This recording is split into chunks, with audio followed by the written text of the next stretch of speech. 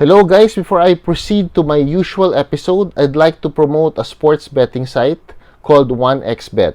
Get 7,000 pesos as a first deposit bonus. Just register to the link and use the promo code that I have provided in the comment section down below.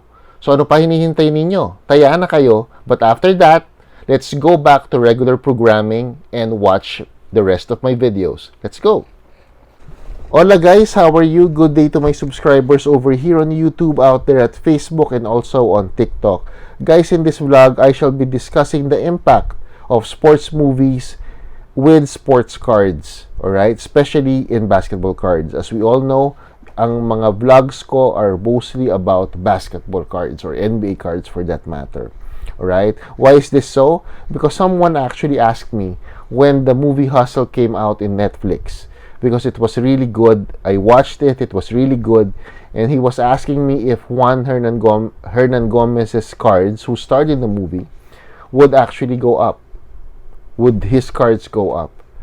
Ang sagot ko was, i-discuss natin here. Alright?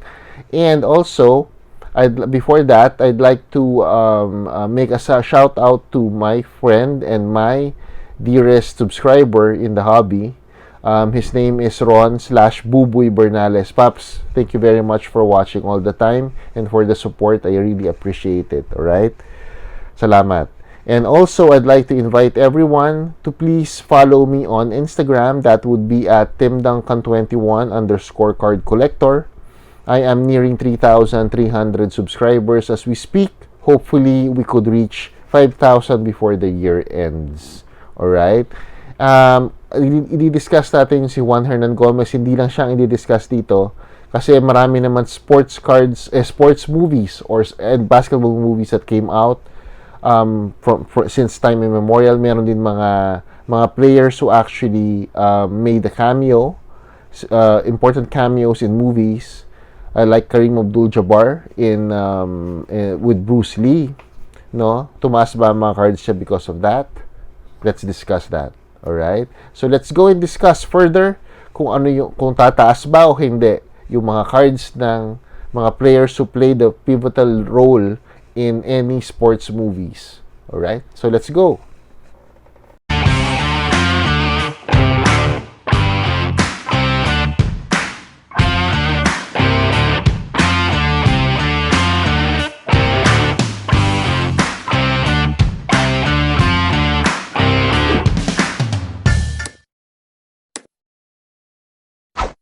So, eto na nga guys, no?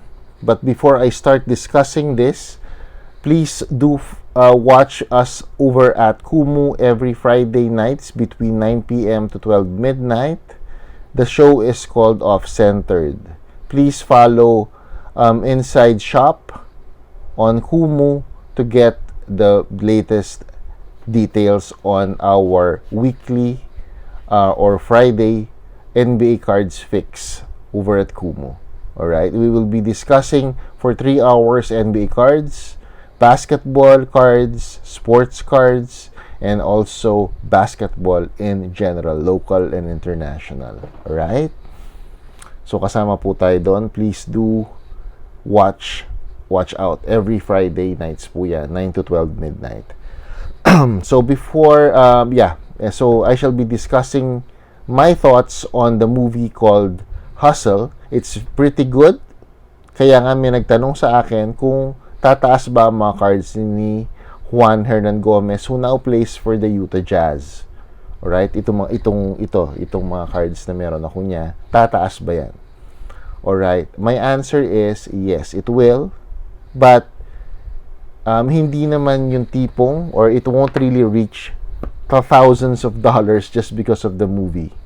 Alright, there would be interest in the cards because of the fact that he played really well, a role that was very significant for the movie.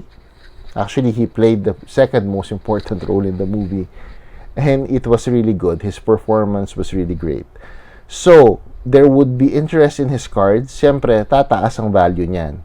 Itong card na to, itong gold standard na RC Auto, which has game-used jerseys or event-worn jerseys, is now valued at $10 Beckett. value, all right? But it finishes around $20 to $25 on eBay, over at eBay, all right? So that means it really went up. Before, it was just selling for 300 to 500 pesos. Now it sells for about 1,000 to 1,250 pesos, which isn't bad.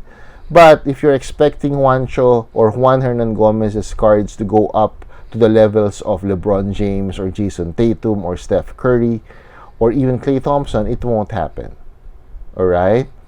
Bakit? Because of the fact that the only reason why it increased in value is because his cards are actually really low in terms of pricing. Alright? But the thing is, kung magagaling siya sa Utah Jazz, tataas siyempre ang mga cards niya. Alright? Hindi naman ibig sabihin kasi tataas kasi dahil sa movie. It's more of the fact that nagkakaroon ng interest ang mga tao, ang mga collectors to buy an actor's card, no? A player/actor's card or his autograph for that matter because of the movie. Not kaso hindi tumataas kasi ang tumataas talaga based on what? Performance. Alright? So, pag mataas ng cards like LeBron James, kahit na ginawa pa niya yung Space Jam 2 or A New Legacy, hindi naman tumaas yung cards niya because of the movie. His cards are going up because of his performance in the league, in the NBA. Alright? Much like what happened with Space Jam 1 with Michael Jordan. Alright? And also, yung film nila Shaquille na Blue Chips, mataas na si Shaquille at saka si Anthony Hardaway at that time. It's not because of the movie, it's because of their performances. Alright? So, malinaw doon. And yung kay Ray Allen naman sa He Got Game, where he played Jesus Shuttlesworth, na anak ni Denzel Washington there, tumaas ba yung cards niya because of the movie? No, it was because of his performance, right? Much like Boban Marjanovic in John Wick, where he fought John Wick or Keanu Reeves. Tumaas ang cards ni Boban, it's because of the movie. Konti lang, but if he plays well, lalong tataas ang mga cards niya, hindi lang ganun yung level. So yeah, yung impact ng movies hindi ganoong kalaki. But if the movie is pretty historical, has historical essence, what will happen to the cards featured, the athletes, the cards the athletes that are featured in the movie who have cards. That's what I mean. Like yung Glory Road. Yun ang perfect example dito. Alright? Yung Glory Road na movie, which featured yung mga athletes or yung mga black athletes from the Texas Western 1966 NCAA Men's Division 1 champions, no? They actually defeated an all-white team of Kentucky. Alright? Coached by Adolph Rupp. Alright? Ito, very controversial yung nangyari niyan because it paved the way for colored players in college basketball or in basketball in general na magkaroon ng first five. Sila yung unang siyang gumawa ng first five, yung coach nila. His name is Don Haskins. Alright? Don Haskins has passed away. So meron akong autograph card ni Don Haskins, Alright, so very, very important to sa history of basketball. Kasi siya yung coach na pinasok yung first five niya in a NCAA championship game, alright, that are all black, who are all black or colored. Alright? So, ayan. And they won. Actually, they won the championship during that time. So, it was pretty significant. Okay? Yung movie na Glory Road actually made them a household name. Itong si Don Haskins and these players that I will discuss later. Alright? So, magkano tong Don Haskins na to? $10 Beckett value lang ito, sir. Mga sirs, no? It's number 200. itong card na to. So, meron din, ito kasi ano to parallel version to. Alright? But it's just valued at $10. But magkano natatapos? Usually, it finishes around $30 or so kasi hinahanap na rin yung kanyang autograph. No? So, there you go. Lagay na lang natin dito yan. So, ayan. Tumaas ba ang value? Hindi masyado. But it is nice to have. It's very, very undervalued. And nakikita na yan ng mga collectors right now. These cards that was part of that game, yung mga players ito were part of that game. So these cards were part of that game in a way. All of them are now valued at $25 Beckett value each for each card. Alright? So, sino-sino itong mga to, sasabihin ko na rin if they have passed away. Don Haskins actually passed away already. That's why his autographs are pretty sought after. Actually, the last time that I checked was years ago. They were finishing at around $30. But right now, baka mas mataas na itong si Don Haskins. Especially if Glory Road would be given another chance. Especially if it goes to Netflix, maaaring tumaas ulit itong mga to. Alright, so let's discuss these players. Ang mga player na pinasok ni Don Haskins do sa larong yon, 1966 championship sa NCAA sa US, it's Willie Cager, Neville Shedd, nilagay pa niya yung The Shadow, Harry Flournoy, David Latin, Willie Worsley, and also Orsten Artis. Alright? Ang mga wala na rito, yung mga who have gone to heaven in a way, is Orsten Artis. He has already passed away. Okay. And also, Harry Flournoy. Okay, Harry Flournoy. Ito. So, they have passed na. Itong tatlong yan. Kasama yung isang nauna, who is Bobby Joe Hill. Alright? So, Bobby Joe Hill wasn't able to sign anything because he passed away early. But he's part of that squad of Don Haskins. Alright? So, itong mga sila Neville Shedd, sila Willie Worsley, itong mga yan, they are all valued at $25, but they finish, no? They actually finish, no? Lagay natin ng tama itong mga to. Hirap kasing ng ganito. Na masikip ang space ng ating studio in a way, no? Ang ating studio, lagay lang natin diyan. Oops. Ayaw tumayo.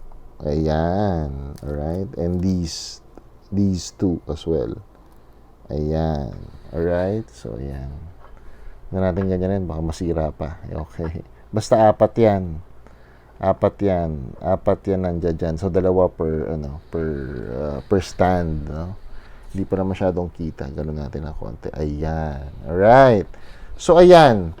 No, yung mga, yung mga cards na yan, even though they are not actually really, that have gone up in value, even though with the movie, but na-notice na sila. Kasi nga, historical yung movie. So, it does help, no? Sports cards, go up when people show interest in the movies that showcases them.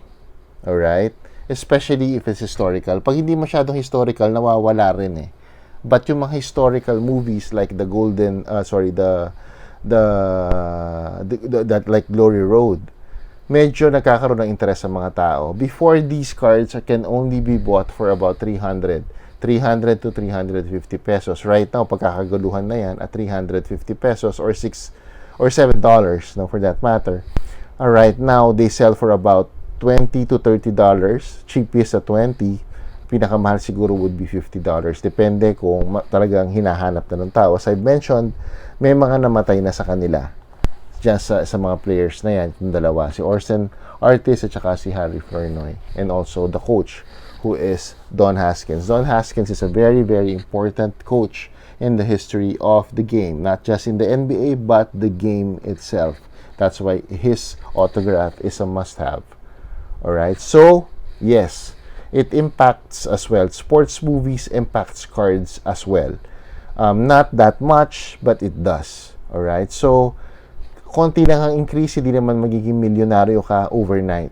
But, these cards, as I've mentioned, itong Hall of Fame na to, itong Hall of Fame na team na to na 1966 Texas Western is pretty much, it's a must-have for every basketball fan or fanatic. That's all that I want to tell you. So, there you go, guys. Now, please remember that. Alright? So, there you go. So, underrated yan mga yan. Underrated yan for me and undervalued. Alright? So, there. So, thank you very much for watching, guys. Ito na ulit yung ating end. I hope you learned something from this. And also, please do subscribe to my channel and also click that notification bell so that you will be notified whenever I have new vlogs. Alright, two thumbs up, guys, 2 thumbs up. Thank you very much for watching, and keep safe, and God bless. Thank you very much.